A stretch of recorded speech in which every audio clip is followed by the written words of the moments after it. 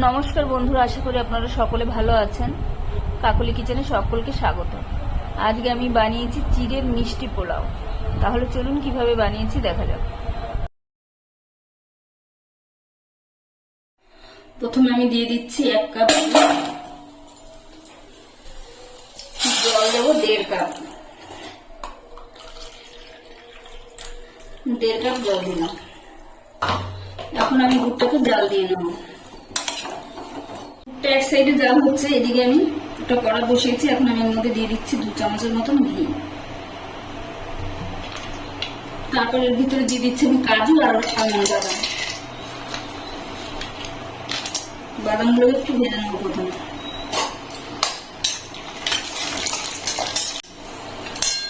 এগুলো একটু ভাজা হয়ে গেলে আমি দিয়ে দিচ্ছি কিশমিশ।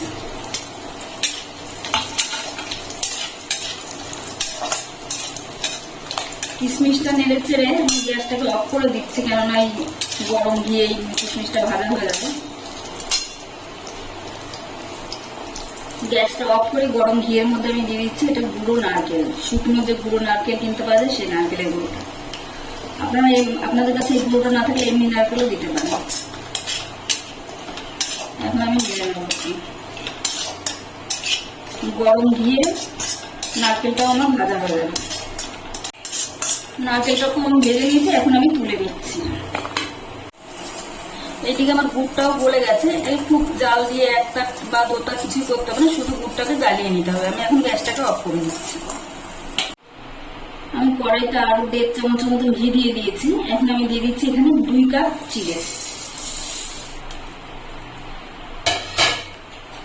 চিড়েটাকে আমি এখন ভালো করে ভেজে নেব।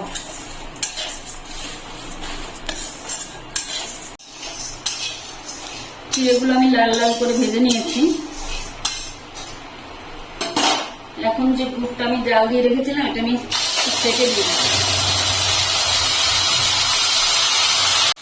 দিলাম, এই যেমন নোংরা টোংরা থাকে অনেক। এখন গ্যাসের ফ্লেমটা লো করে আমি একটু ঢেকে রাখবো। সামান্য একটু লবণ দিয়ে দিলাম। এখন ঢেকে দিচ্ছি 2 মিনিটের জন্য। 2 মিনিট পরে আমি ঢাকা খুলে নিচ্ছি, নাড়িয়ে দেবো। এখন আমি যে ভেজে রেখেছিলাম নারকেলের গুঁড়ো বা বাদাম, সেগুলো সব দিয়ে দিচ্ছি। আর কয়েকটা চিনে বাদামও আমি দিয়ে দিচ্ছি। এখন সবকিছু ভালো করে মিশিয়ে নেব। মিশিয়ে পুরো জলটাকে আমি শুকিয়ে ফেলতে হবে। এলাচের গুঁড়ো দিয়ে দিচ্ছি। এলাচ আর চিনি একসঙ্গে গুঁড়ো করে রেখেছিলাম, সেটাই আমি দিয়ে দিলাম।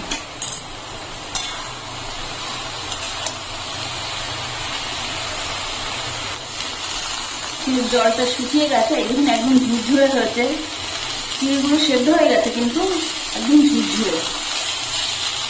এটা আমার তৈরি হয়ে গেছে। এখন আমি নামানোর আগে আর একটু সামান্য ঘি দিয়ে দিলাম। ঘি দিয়ে নাড়িয়ে চাড়িয়ে আমি এখন নামিয়ে নেব। রেসিপিটা আমার তৈরি হয়ে গেছে। ভিডিওটি যদি ভালো লাগে তাহলে একটা লাইক করবেন, সাবস্ক্রাইব করবেন এবং কমেন্টে জানাবেন কেমন হয়েছে।